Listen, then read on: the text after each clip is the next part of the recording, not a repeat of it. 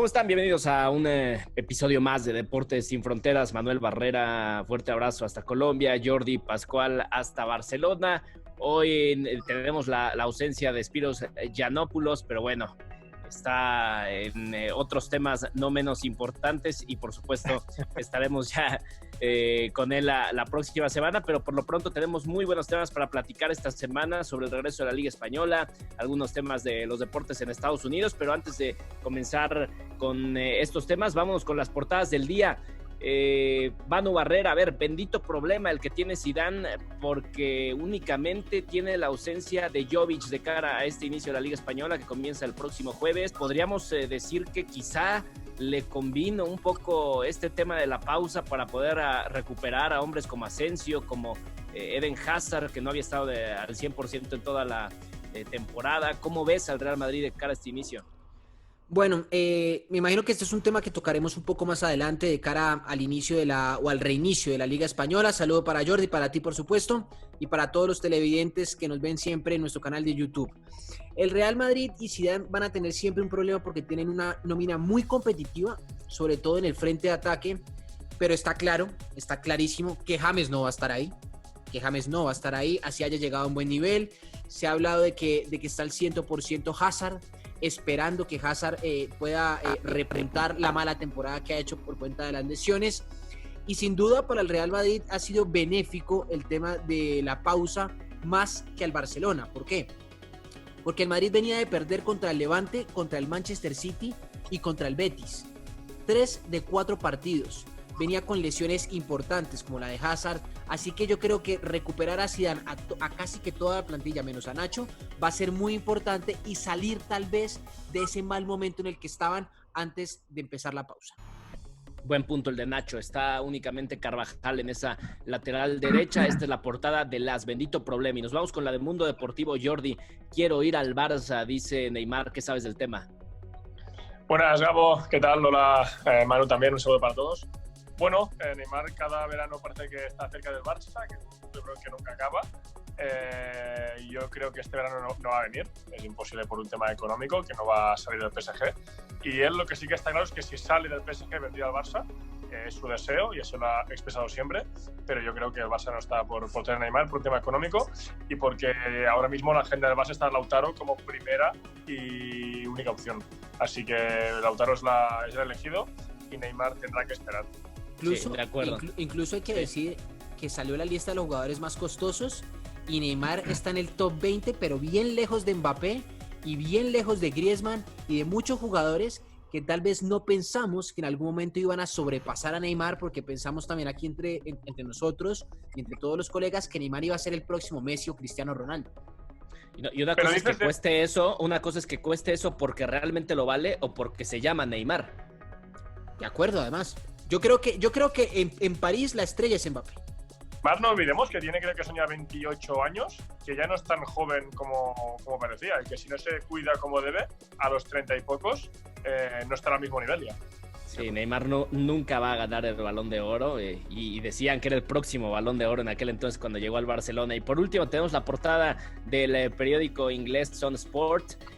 Klopp dice que no es factible que llegue Timo Werner o no lo ve con buenos ojos gastar 54 millones de libras en medio de una crisis y en la cual pues van a haber muchos jugadores que van a tener que sufrir un recorte de salario. Entonces me parecen sus palabras adecuadas. Creo que estamos en tiempos de crisis y no es justo que le bajes el sueldo a determinado personal o incluso a algunos jugadores y gaste 54 millones de libras por un jugador. ¿Les parece? Entramos de lleno a lo de la Liga Española, que ya comienza el próximo jueves con el clásico sevillano, en Real Betis en contra del Sevilla.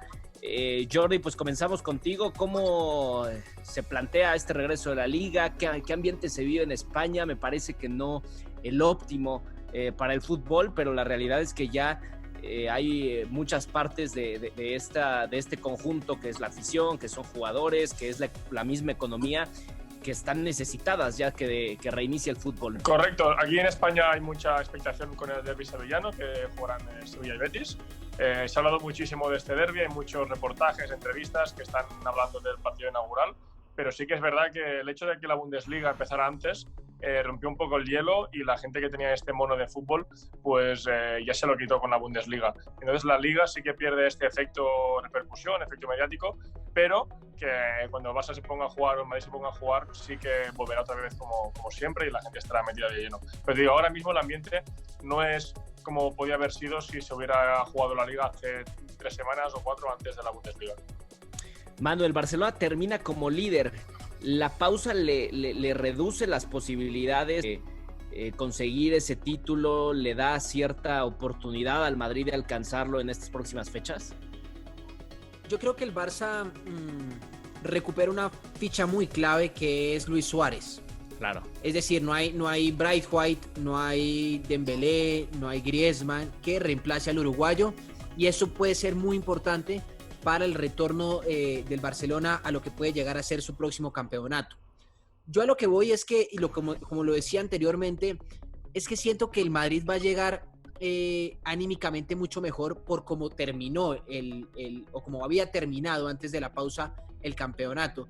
Pero a decir verdad, el Madrid tiene un mucho mejor calendario, o mucho más asequible al del Barcelona. Es que recordemos que, Gabo, el Barça juega con el Sevilla en el Sánchez Pizjuán el 19. Juega con el Athletic Club de Bilbao el 23 de local.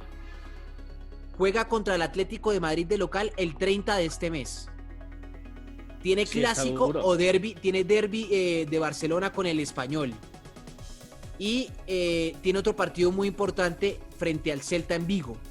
Yo siento que el calendario del Barça es mucho más complicado que el del Real Madrid. El Madrid tiene difíciles el Valencia, pero en el Di Stéfano, a la Real Sociedad en Anoeta, tiene al Getafe, que va en muy buena campaña, no sabemos cómo va a regresar el Getafe después del parón, tiene al Athletic Club de Bilbao y ya, así que tiene 3 rivales complicados y el Barça tiene 6, muy diferente el calendario. En el caso de Madrid, solo quería comentar eso, que creo que le quita mucho morbo, le quita mucha pompa, ¿no?, el hecho de jugar en el Di Stéfano y no jugar en el Bernabéu. Pero bueno, tenemos que acostumbrarnos, y sí que le va a quitar un poco de magia a esta vuelta al fútbol. Será curioso ver cómo Madrid juega ahí, porque yo no sé de qué manera puede afectar. Sí que las medidas son las mismas, no creo, pero no es lo mismo jugar en un sitio al que no estás acostumbrado. Pero bueno, veremos a ver cómo se desarrolla el juego. Hay que decir, Gabo, que hay equipos que están más afectados que otros, ¿no? Porque así como pasa en la Bundesliga, es decir, jugar en el Signal Iduna Park de Dortmund sin público tiene un valor muy diferente a jugar con público, que es un estadio mucho más candente, es un estadio muy parecido a Anfield, es un estadio muy parecido a San Mamés, es decir, el Bilbao va a tener complicaciones con esto. Digamos que el Madrid y el Barça tienen tanto turista que al final no hacen tanto ruido para un jugador rival, pero también el no tener a 60.000, 70.000 espectadores en las gradas, pues no va a afectar tanto al visitante. Pero al final lo primordial es que ruede el balón, y sin público, con público, se está haciendo una buena labor frente al protocolo, por lo menos en España. Ahora, hay otros equipos que se apoyan mucho más en la afición. ¿Y a quiénes le va a afectar eso?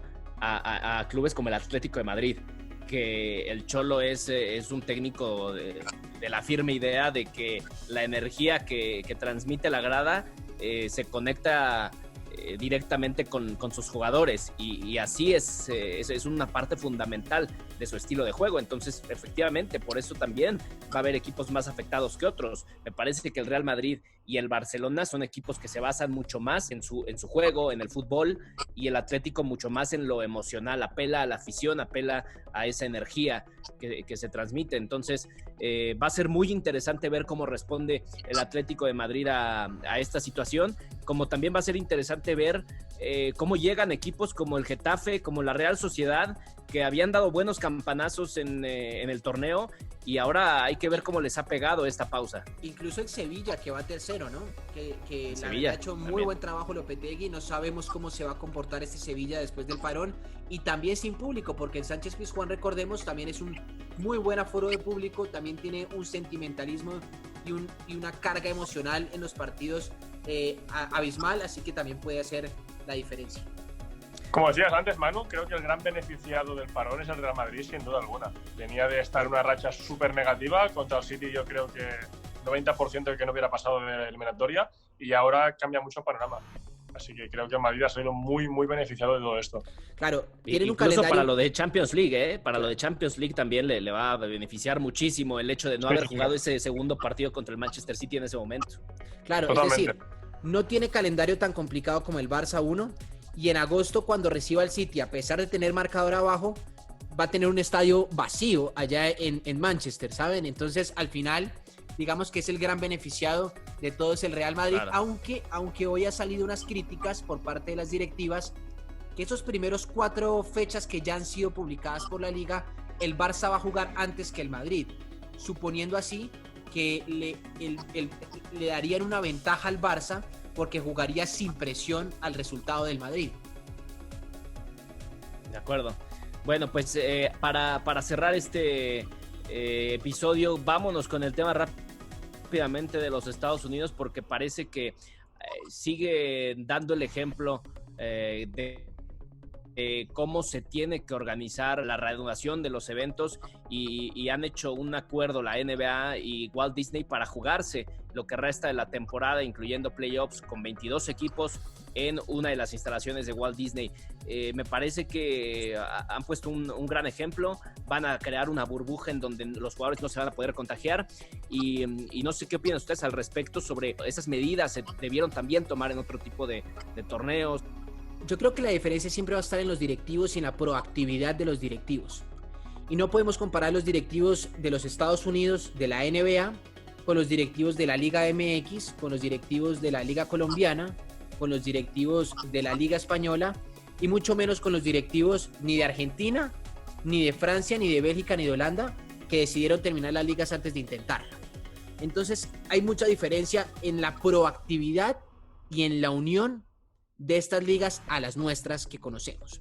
2, me parece importante juntar todo en una sede, porque esto quiere decir que evitamos los traslados y evitamos aún más el contagio, algo que en América Latina está muy complejo ahora porque estamos llegando tal vez a la parte más complicada de la pandemia, algo que ya superó Europa. Y 3, me parece bien que se haga de esta manera. Y así se está instalando en otras disciplinas. Por ejemplo, en la Fórmula 1 ya se dio a conocer la primera mitad del calendario, se dio a conocer el distanciamiento social, las escuderías tendrán que reducir los técnicos dentro de sus equipos, todos tendrán que utilizar tapabocas, se viajará casi que todos los vuelos en charter porque ellos sí tendrán que cambiar de circuito. Así que lo de la NBA me parece muy bien, incluso que criticamos mucho el tema del descenso en la Liga MX, me parece muy bien que no tengan que meter a los 8 equipos que no van a jugar porque no tenían ninguna chance de clasificar a los playoffs o a la postemporada. Porque ¿para qué arriesgarlos de alguna manera si al final no tenían ninguna oportunidad? Yo creo que en España no se ha llevado a cabo esta opción que hace la NBA porque no hay un sitio preparado para hacer todo esto. No es tan fácil coger a tanta gente, meterla dentro del mismo sitio con unas medidas de seguridad, que tenga tantos estadios, tantos espacios para poder jugar. Es muy difícil. Yo creo que en España no hay ningún recinto, Sí, es que es incomparable la industria norteamericana con el resto. Que Walt Disney es una barbaridad, es una brutalidad. Aquí en España no existe esto. En el baloncesto se ha hecho en Valencia, pero porque son unas instalaciones a nivel europeo. Ejemplo, porque tienen, creo que son 7 o 8 campos de baloncesto en un sitio que quieren que sea referente a nivel de baloncesto. Pero claro, en fútbol no hay ninguna ciudad preparada para albergar este tipo de eventos. Sí, Gabo, para cerrar, miren, yo no sé si los directivos en algún momento pueden llegar a ver este programa o no, pero realmente los únicos damnificados son las ligas que no van a reiniciarse. Es así de sencillo. Es decir, nos estamos dando cuenta que sí se puede seguir un protocolo, que sí hay salubridad si seguimos ese protocolo y que todo puede estar bien si seguimos el protocolo. Es decir, ojalá todos los trabajadores en el mundo, el que maneja el bus, el que trabaja en un mercado de frutas, el que trabaja como taxista, el que trabaja en el metro, ojalá todos pudiéramos tener un protocolo en donde nos testearan semana a semana. Pero lo cierto es que los grandes damnificados y los grandes perdedores del deporte son las personas que no reiniciaron sus competencias. De acuerdo, pero Manu, son temas de intereses, no es saber que no se puede reiniciar por temas de salud. Hay intereses en la no reanudación del deporte, porque hay competencias que quizá dependan del calendario, como por ejemplo aquí en México, la selección mexicana quizá no podría haber jugado algunos partidos en Estados Unidos que le dejan muchísimo dinero a la Federación Mexicana de Fútbol. De acuerdo. Entonces decidieron no reanudo, así tengo más amplitud del calendario y puedo colocar mis partidos en Estados Unidos que me dejan muchísimo dinero. Entonces es un tema de intereses y eso es lo que más daño le hace al fútbol. De acuerdo. Bueno, pues Manu, muchísimas gracias. Jordi, gracias. Nos vemos el siguiente lunes como siempre. Un fuerte abrazo a todos, gracias por estar pendiente en nuestra cuenta de YouTube, Deportes Sin Fronteras. Sigan suscribiéndose y muchas gracias por el favor de su atención. Fuerte abrazo a todos.